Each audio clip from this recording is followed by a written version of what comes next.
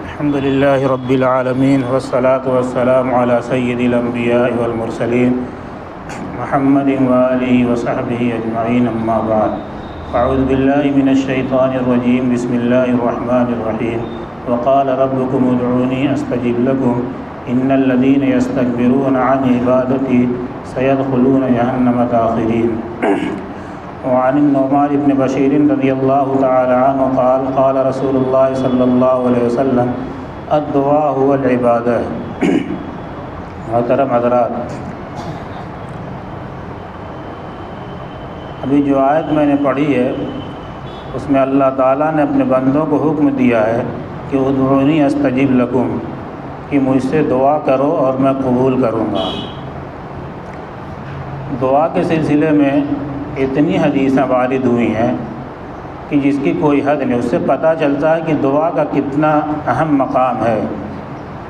دعا کے بارے میں ابھی جو حدیث میں نے پڑھی ہے اس میں نعمان بن بشیر رضی اللہ عنہ کہتے ہیں کہ رسول اللہ صلی اللہ علیہ وسلم نے فرمایا کہ دعا عین عبادت ہے۔ جیسے اور حاجات اور ضروریات کے لیے کوششیں کی جاتی ہیں، اگر وہ چیز پوری ہوگی تو کہا جاتا ہے کہ وہ آدمی کامیاب ہو گیا، ورنہ وہ محنت رائے گا گئی۔ تو دعا بھی کوئی ایسی کوشش نہیں ہے کہ اگر وہ قبول ہو گئی تو انسان کامیاب ہے اور اگر نہیں قبول ہوئی تو اس کی کوشش بیکار اور رائے گا گی۔ جی نہیں، دعا تو خود عبادت ہے۔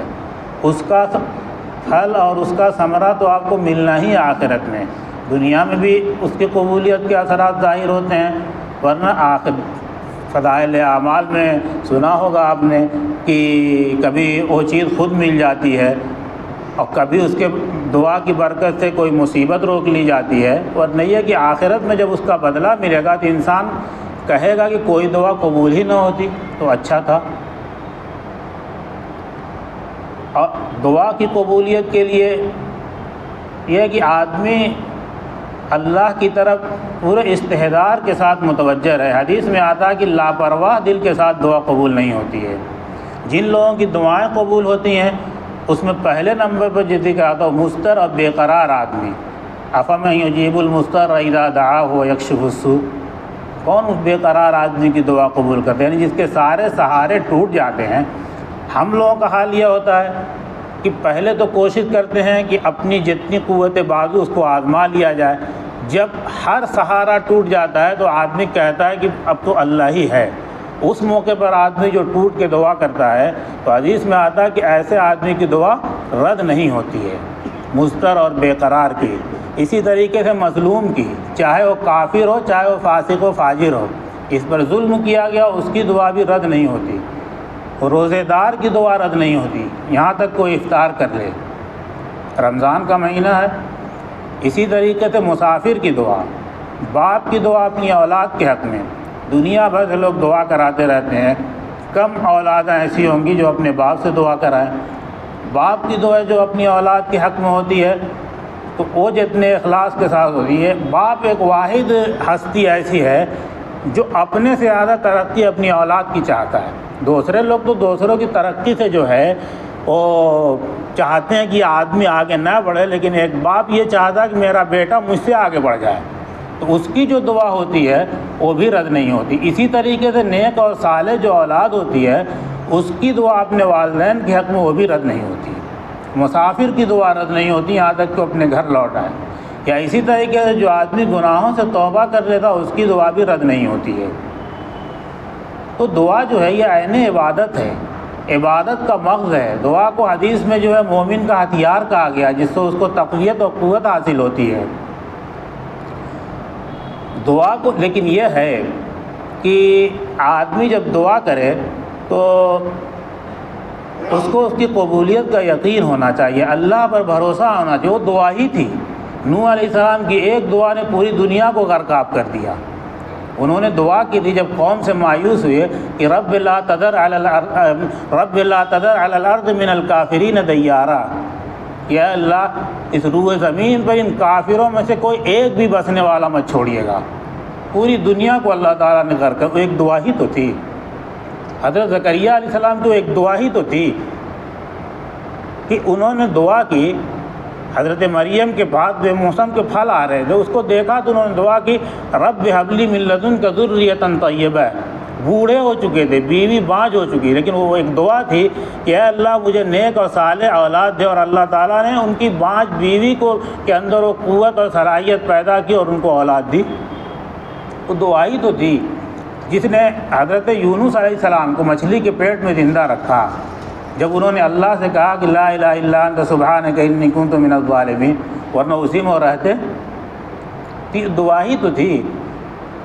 ایک دعا نے جو ہے حضرت ابراہیم علیہ السلام نے جب مکہ کو بسایا تو چٹیل میدان تھا، کچھ نہیں تھا، آج بھی تو پہاڑی ہے، حرم کے آس پاس جا کے کہیں دیکھ لیجئے۔ انہوں نے دعا کی تھی فَجْعَلْ أَفْئِدَةً مِّنَ النَّاسِ تَهْوِي إِلَيْهِمْ کہ اے اللہ لوگوں کے دلوں کا اس آبادی کا، یہاں کے لوگوں کی طرف جو پھیر دیجئے، اس کا مشتاق بنا دیجئے۔ اللہ نے اس دعا کو قبول کیا اور مکہ کو جو ہے لوگوں کا مرکز بنا دیا۔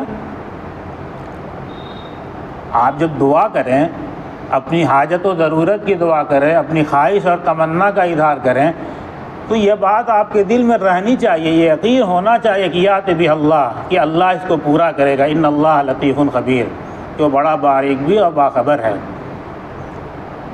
تو جب اتنا استحضار رہے گا، ہمارے جناب رسول اللہ صلی اللہ علیہ وسلم کی دعا کی جو کیفیت کا ذکر غزوہ بدر میں آتا ہے، حضرت صدیق اکبر رضی اللہ عنہ کہتے ہیں کہ آپ کی چادر جو ہے کندھے سے گر جاتی تھی۔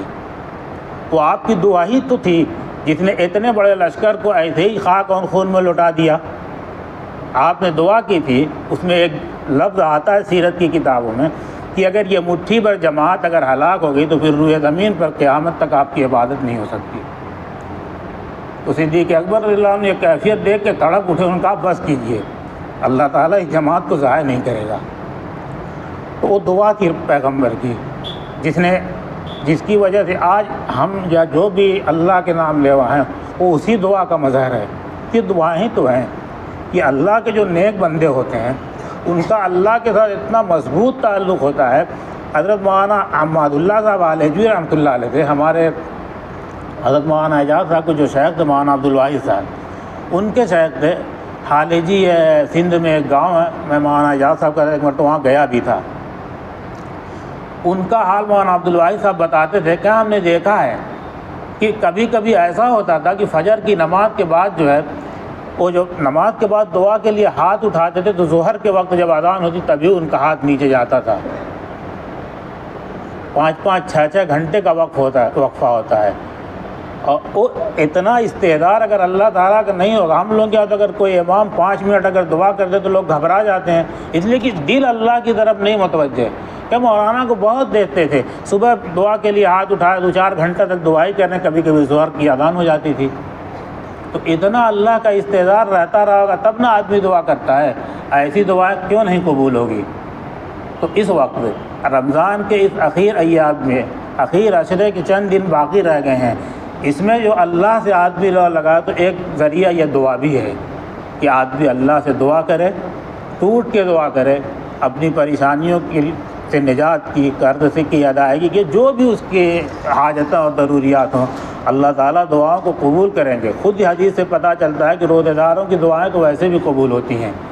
اللہ تعالیٰ ہم سب کو توفیق عطا فرمائے۔ وآخر دعوانا الحمد للہ رب العالمین۔